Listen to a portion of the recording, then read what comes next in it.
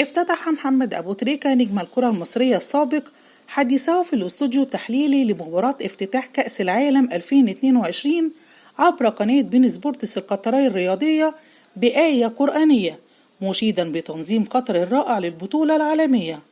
وقال أبو تريكة في بداية حديثه عبر الاستوديو التحليلي لمباراة افتتاح كأس العالم على قناة بين سبورتس: أخيرا كأس العالم الذي انطلق عام 1930 يتواجد على أرض قطر، بلد عربية إسلامية، ولذلك أرغب أن أبدأ الاستوديو التحليلي بآية قرآنية.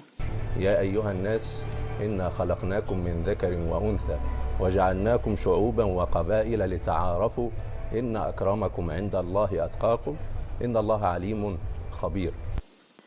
وقال أبو تريكة: اعرفونا واحكموا علينا كويس، بلد عربي إسلامي ينظم حدث كبير عالمي، اللي هيعرف قطر ويزور قطر هيقع في حب قطر.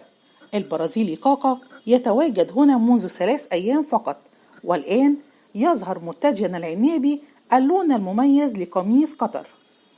وشكر أبو تريكة دولة قطر على التنظيم الرائع وقال: العالم كله مدين بالاعتذار لقطر، وإن شاء الله سوف تبهر العالم، وسنفتخر بها كعرب ومسلمين إن دولة عربية إسلامية تعتز بالهوية الخاصة بها وبتقاليدها وقوانينها، ونتمنى لها التوفيق.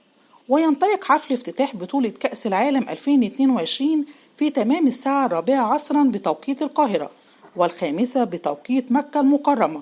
ويتضمن الحفل، واللي هيستمر لمدة 30 دقيقة فقط، 7 فقرات رئيسية، ويشارك فيه العديد من نجوم الغناء وبعض الفقرات الاستعراضية في حضور عدد من زعماء العالم.